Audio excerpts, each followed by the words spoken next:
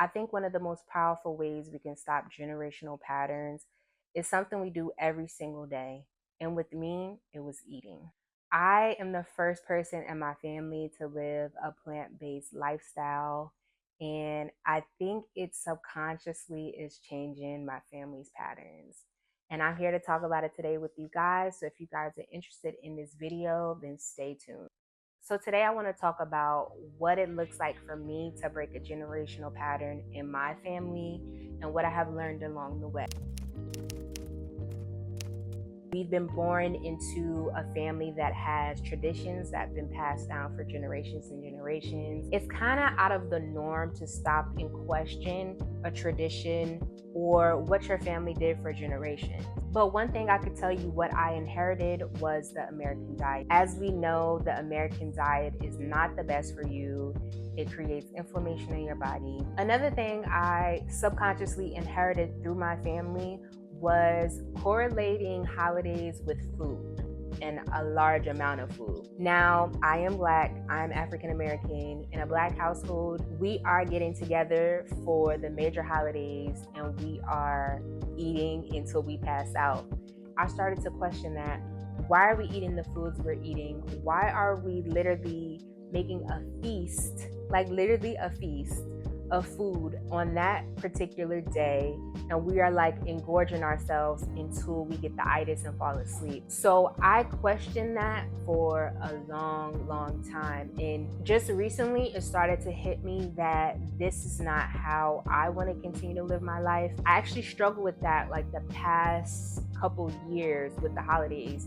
I love particular holidays like 4th of July. I love to be outside and I love to have my family barbecue, see fireworks. I love Thanksgiving too, but I started to question, why are we correlating holidays with creating a feast of food? You know, why can't we get together as a family and do an activity where we can get together and celebrate without having an inflammatory feast? And it's hard to hear when I sit and contemplate and think about it.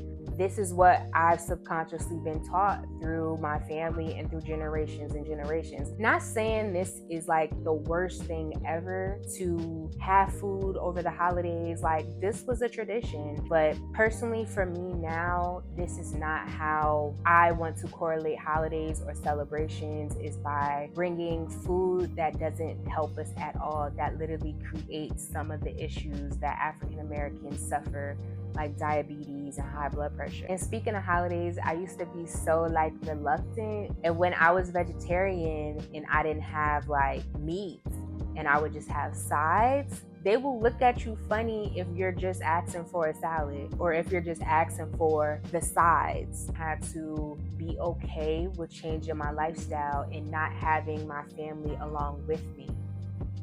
And y'all, through this video, do not get me wrong, I am never blaming my family at all. My family just did what they grew up on. And like I said, this has been passed down from generation to generation. So I can't blame them for having a certain type of diet when that's what they were taught. I'm just kind of shedding light on having a different perspective of these things, and that I am just living my truth. And with me living my truth is like subconsciously changing my family in generations to come. So when I was around 13 years old, I was with my best friend at the time, and we were going to this well-known soul food spot. I remember this like this was yesterday. That's why it's like pivotal to me. But we were going to a soul food place and I ordered ribs. I'm pretty sure it was like pork ribs. So we ordered our food and I remember sitting down and I opened the box. Now, mind you, I was hungry. It was not like I wasn't hungry at all. I was hungry and I was ready to eat this food, right? So I opened the box and I saw the ribs. They didn't look nasty at all. They looked good at the time. And I picked up the rib. And let me tell y'all, this was like an outer body experience. Like, this is something I couldn't recreate. Like, it was like an outside entity telling me to not eat it. I didn't know what it was. When I picked up the rib and I was like gonna eat it, I looked at it and I'm like, I heard a calling and it was like, don't eat it. And when I looked at it, I said, I can't eat this. And mind you, my best friend was next to me and she was like, what do you mean? Like, she asked me a whole bunch of questions and I couldn't answer her at that time. I just knew at that moment I couldn't eat it. From then on, I didn't eat red meat again. When I went home to my family and my parents, I told them, and reluctantly, they were so understanding. And I appreciate my family just for understanding my choices at a young age, because a lot of other people don't have that luxury to tell their parents, I'm not eating this. I don't want to eat this anymore. They're going to be like, well, you're going to starve. But my parents were so understanding with me. I appreciate them to this day that they catered to my diet. So guys, it started at 13 for me. I stopped eating red meat. And eventually I stopped eating turkey. Then eventually I stopped eating seafood. Then eventually I stopped eating chicken. And then now we're here and I've been vegan, plant-based for 6 years. So that is when I questioned everything. It was just a calling for me. And I appreciate that. I don't know where that calling came from. It might have came from my ancestors, the universe. I don't know. But that is when I stopped. And I think that was one of the best decisions I made in my life.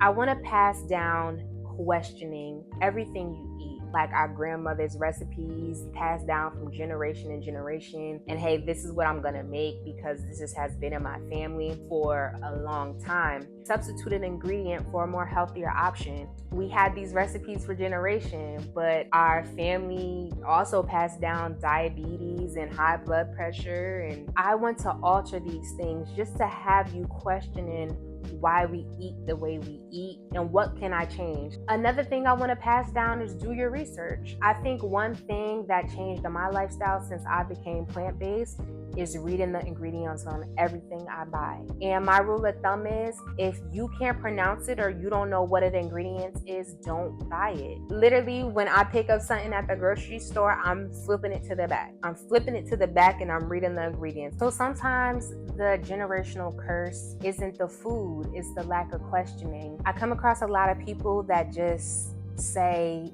this is what I grew up on, this is what I'm used to, and I don't see an issue with it. With the lack of questioning that we have with our food and our diet is dangerous because a lot of times we don't know where our food is coming from. We just know that we did it for all our lives and this is okay, right? Because we've been doing it. You're gonna question a lot of other parts of your life, but for some reason we don't question our food. And I think that's what we need to focus on, especially as a community, especially as a Black community. I talk to my community especially because a lot of the foods that is in the American diet is literally catered to harm our temple. With the lack of questioning comes the ability for anybody to feed you anything and you're okay with it.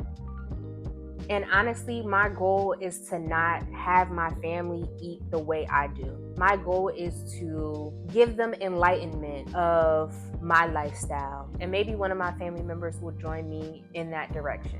That's all I can ask for.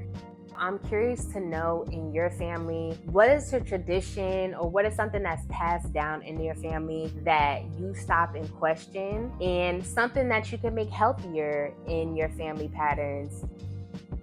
So I just want to leave this here with you guys. Breaking a generational pattern is not always about rejecting what you came from and rejecting your traditions.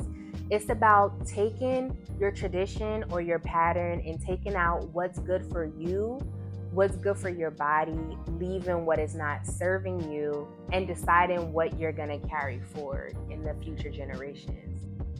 If you guys are interested in my healing journey from food to wealth to herbs to wellness, follow me, like for more, and leave a comment if you feel called to, and I will see you in the next video. Bye.